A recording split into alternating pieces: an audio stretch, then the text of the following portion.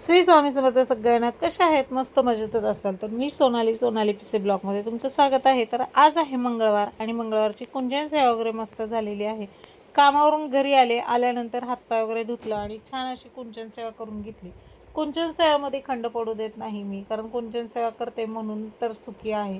आणि धनलक्ष्मी कुंजन सेवेपासून भरपूर काय मी सांगते, काय भरपूर काय असं निरोगी वगैरे सगळं खूप छान आहे. घरातलं वातावरण खूप मस्त आहे. देवाचं केल्याने वाया जात नाही म्हणते, तसंच काहीतरी आहे. आणि खरंच जेवढं होता होईल तेवढं देवाचं करायचं. कुणाची निंदा वंदा नाही करायची, कोणाला वाईट वगैरे नाही बोलायचं.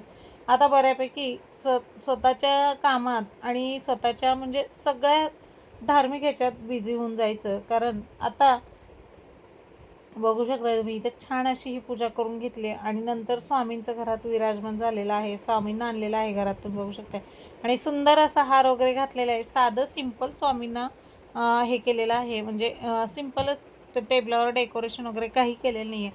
खूप जण असं छान असं डेकोरेशन वगैरे करतात, पण तसं काही मला जमलं नाही. आणि साधंच म्हणते ना, साधंच ठेवलेलं आहे. देखावा केलेला नाही काहीच. जे आहे तेच दाखवलेलं आहे ह्या व्हिडिओमध्ये. आणि स्वामी आल्यामुळं घरात खूप छान असं वातावरण खूप छान झालेलं आहे. आणि आनंद तर काही विचारूच नका.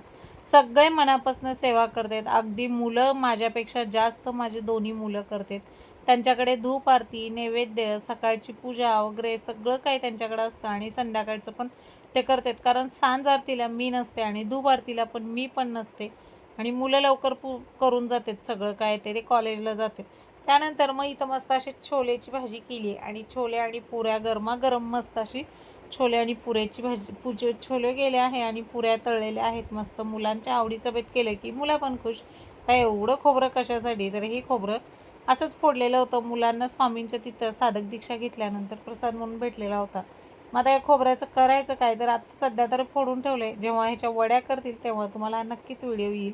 आणि मग एवढं खोबरं छान असं फोडून त्याचं सोलून वगैरे नारळाचं कवचलं काढून ठेवले. मग काही तर जेवणासाठी तुम्ही बघू शकताय मस्त अशी काय आहे इथं बघा. तूप टाकलेलं आहे छोलेच्या भाजीत, भात आहे, कांदा, लिंबू, पुरी.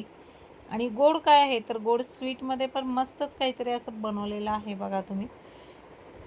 खीर बनवलेली आहे. खूप दिवस झालं खीर खाल्ली नव्हती. म्हणलं चला आता खूप दिवस म्हणजे झाले 8 दिवस, पण तरी पण गोड खावंसं वाटतं. आणि सध्या चहा बंद आहे आणि हे थोडंसं गोड तरी खाल्लंच पाहिजे.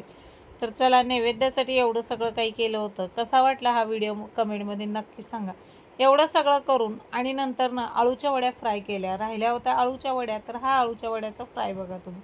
मस्त असं हा अळूच्या वड्यास घाई गडबडीत आपलं तव्यामध्येच फ्राय करून घेतलं. सकाळ सकाळचा हा बेत आहे हा. सकाळी म्हणलं चला हा सकाळचा बेत होता. संध्याकाळी काही अळूच्या वड्या राहिलेल्या नाही आहेत. आणि हा सकाळचा व्हिडिओ तुम्हाला संध्याकाळी दाखवत आहे. छोटासा मिनी ब्लॉग काढला होता. एकदम छोटा ब्लॉग काढला होता. आणि ह्या आळूच्या वड्या तव्यामध्ये शॅलो फ्राय करून घेत आहे. जास्त तेल न लावता मस्त असं टेस्टी आणि कुरकुरीत. कुणाला आवडतात आळूच्या वड्या कमेंटमध्ये नक्कीच सांगा. व्हिडिओ आवडल्यास लाईक करा, शेअर करा आणि सबस्क्राईब करा. आपल्या चॅनलला बेल आयकॉनचं बटन दाबा. आणि बघू शकताय साध्या सोप्या पद्धतीने आळूची वडी केलेली आहे. रेसिपी तुम्हाला नेक्स्ट टाईम नक्कीच येईल. श्री स्वामी समर्थ. भेटू पुढच्या व्हिडिओमध्ये.